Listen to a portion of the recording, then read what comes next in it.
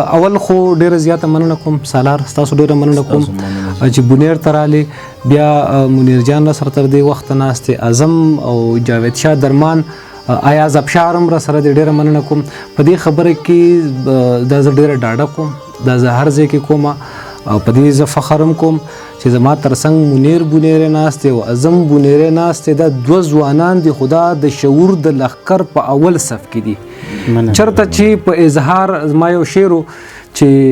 په اظهار موقد غنونه په هر یار موقد غنونه او د قاضي ته د اوس خیال لې په خمار موقد غنونه نو چرته چې په اظهار قد غنونه او زمونږ جبې بندې وي نو دې ځوانانو اظهار په د شعر په جبو کو زه دا ډېر په ډاډه وایم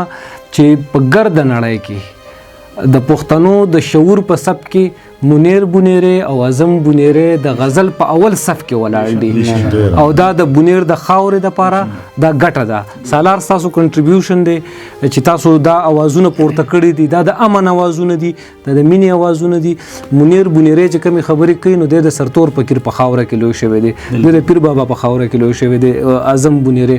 دا داسې خاوره ده چې دا د تحریکونو خاوره پاتې ده د نغری په غاړه ډیر سزده کړی دي او هغه فکر په شعر کې راوړي نو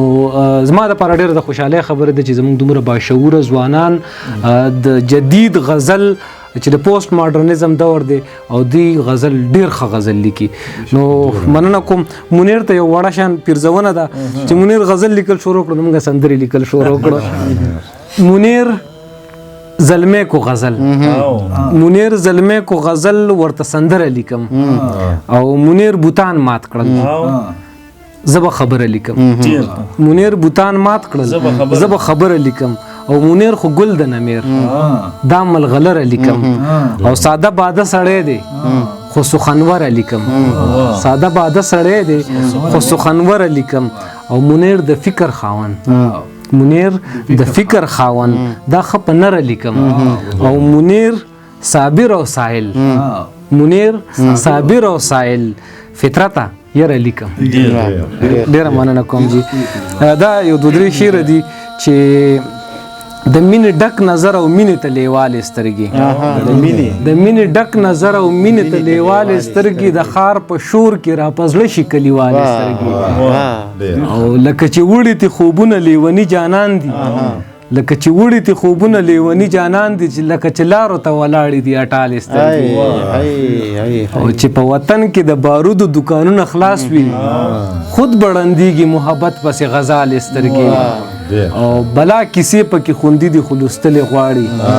دا چې مسکی دي په غمونو کې ملالې سترګې ډېره مننه کوم دا یو نظمیه سندره غوندې ده چې دا سپرلیک په دې سیمه بیا راځینو دا زما دغه نغمه ورته پیغور کا کدی دشتو دا سپرلیک په دې سیمه بیا راځینو دا زما دغه نغمه ورته پیغور کا کدی دشتو له سندرې بیا راوړینو ورته یاد د یو شهید د وینې پور کا دا سپرلیک په دې دشته بیا راځینو دا زما یو نغمه ورته پیغور کا او کدی دشتو له سندرې بیا راوړینو ورته یاد د یو شهید د وینې پور کا جنگ بشکه د یو چا به کاروباري خو زمونږ ګلدرې پکې ړنګېږي جنگ بشکه د یو چا به کاروبار وي خو زمونږ ګلدرې پکې ړنګېږي دا زمونږ په نسلونو چې څه وشو دا زمونږ پرګنې پکې غرقېږي دلته مه راځه سپرلي هلته لاړ شه زه مستی دی په پینډۍ او په لاور کا که دې دشتو له سندرې بیا راوړینو ورته یاد د یو شهید د وینې پور کا مکتبونو جماعتونو کې څه وشول د اسلام پښتو اقدار یې رانه هیر کړل مکتبونو جماعتونو کې څه وشو د اسلام پښتو اقدار یې رانه هیر کړل دلته مینه باندې څومره پابندي شوه دلته هر څه د اظهار یې رانه هیر کړل جنگ بشکه د یو چا به کاروبار وي خو زمونږ ګلدرې پکې ړنګېږي او دا زمونږ په نسلونو چې څه وشو دا چې زمونږ پرګنې پکې ړنګېږي نو دلته مه راځه سپرلیه هلته لاړ شه دا زمونږ نندارې ورته انځور کا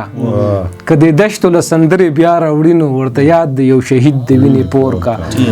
مکتبونو جوماتونو کې څه وشو د اسلام پښتو اقدار یې رانه هیر کړل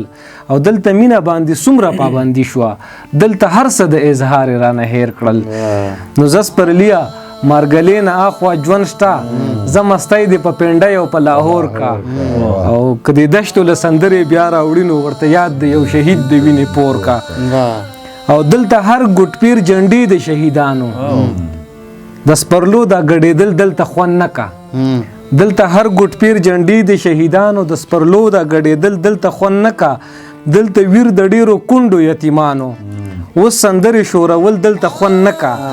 دلته هم څوک د وطن خوبونه ویني دلته هم څوک د وطن خوبونه ویني د فطرت دغه وطن به خدای سمسور کا او که دې دشتو له سندرې بیا راوړي نو ورته یاد د یو شهید د وینې پور کا